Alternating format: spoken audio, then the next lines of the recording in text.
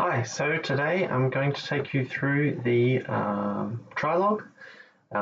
This is a sheet which I've worked on since 2003, lots of input from my athletes, and it's a training diary that you can record your training, put in your goals, record your results, see graphs and analysis of your training over the years.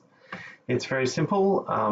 I've also used software such as Training Peaks and the other stuff that's commercially available. This is a little bit cheaper and I think a little bit more simpler way to record and follow your training and also to share it with your coach. So here we go. So when you buy TriLog, it will come as an Excel formatted sheet. So to get it onto Google, which you want to be able to share it with your coach, or if you're a coach, to your athlete, you just go to Google Drive, click New, File Upload, and then find it wherever you saved it, in this case on the desktop, and click Open, and it will come into your Google Drive there. So just looking at the TriLog, it's a spreadsheet with a number of tabs.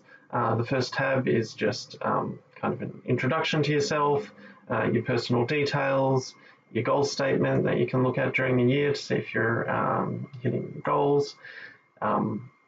And also you can put links to your GPS devices or other websites of interest down here in resources. Also got a spot for emergency contacts. Gear is useful sometimes for your coach to know what access to what gear you have, whether that be watches or home trainers or that sort of thing. And you can keep your PRs and achievements here. So to personalize this, you just simply click on the link and go to this little pen here, and you can edit the link to whatever your Strava account is, for example. And then from then on you can just click on that and it'll take you there straight away. So the meat of the spreadsheet is this week by week plan. I like to put in the training for my athletes in an orange color, for example, and then they can just overwrite that and turn it to black once it's been completed. So this is how you change the text color up here. So you change that to black. So you may record your training in another application like Strava. You can just come over here, for example, see what you actually did.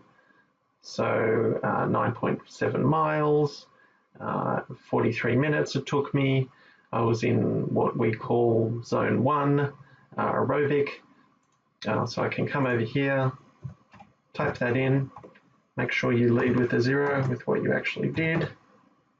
So 0 for hours, semicolon 43, and that'll come up correctly. And then you can write in here Z1, and you might write a note, felt horrible, and maybe your perceived exertion was 6, well no, probably closer to 4, and that's all information your coach can use when they're devising a program for you going forward. Up here, this you can hide eventually. It's just another convenient links to your Strava and other links that you need on a continuous basis. Again, you can just click on here. If you right click the mouse, it'll bring up this menu and you can just insert a link and put, for example, your Garmin link in there. And if you're sick of seeing this, you can just highlight these first 7 columns, again right click and hide rows, and that'll give you more visibility onto the rest of the sheet. This cell here is really useful. When you get into the later months, you might not want to scroll down like this, so you can just change this row and it will jump immediately to whatever row. So say row 400, you can click on this and it'll jump down to October or November. So once you get down to these later months, you can just take a note of the row and change this. It'll just help you navigate the program faster. So as for the individual columns, of course, here we've got the date, yards, and you can change this to metric. It's as simple as changing it to kilometers and meters here if you wish. These rows here, the mile per hour, they've got formulas in them that will calculate automatically once you put your distance and time in. And we've also got a column here for gym, other exercise. So I put walking here, hiking, badminton, other things that are keeping you active but are not necessarily swim, bike or run. You can record your weight, your sleep, your food. If these are too much for you or more information that you want to record, again, you can highlight and right click and hide these columns. Similarly, if you're just a runner, you can hide these columns, and that'll just give you a bit more space.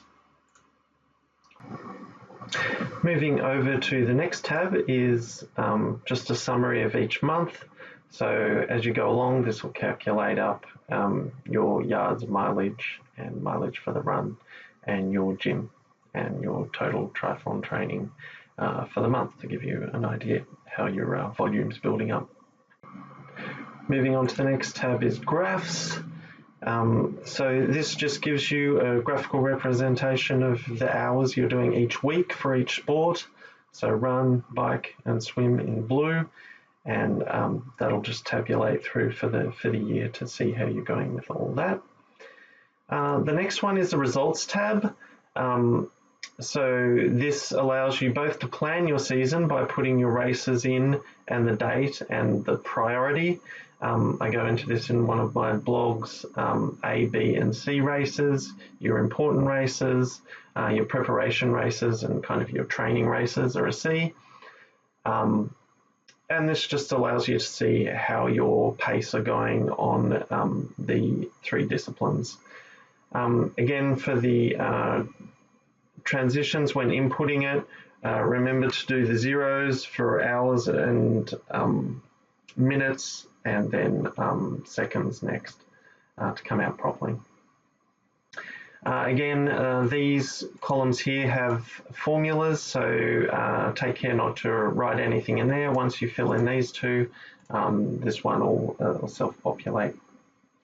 You can also get the race winner time, put that in, and that'll give you a percentage of their time, how far behind you were, and that's a good way to compare triathlons in particular, as the courses are often different distances and not completely measured correctly, as well as the USAT ranking you can use to compare different races that you've done. These are all useful metrics to see how your race performance was. And at the end, you can even write a race report. And if you've got a long race report, you can left click and insert note, and you'll be able to type as much as you like in there. You can do a whole commentary there on how it went and what you would do differently. And on to the last one. Now, this is new for this year. I've added places where you can do your tests. You can put your tests. If you do FTP tests or time trials in any of the three sports, you can list them here. The weight you were on that day, your result, and the date. And you can use this to update this training intensity chart that I've put in. Now this will be wildly different for each coach. Some coaches use 7 zones. I use a simpler 3-zone method.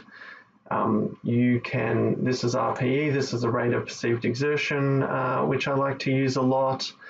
A little description of it. But all these headings and columns can of course be changed to suit your needs. This is probably a webinar all in itself to explain all this, but it's your threshold heart rates at the 2 different thresholds that you might use. You can use watts, you can use heart rate, And all these columns can be changed to suit your individual or your coach's needs. But I've found it a valuable place to store these, to be able to set zones of each athlete and to see if they've completed the workouts as prescribed. The final thing to show you if you're sharing it with someone is simply go over this big share button here, click it, and type the person's email address in there, and done. And they will have access to be able to use it at the same time as you do.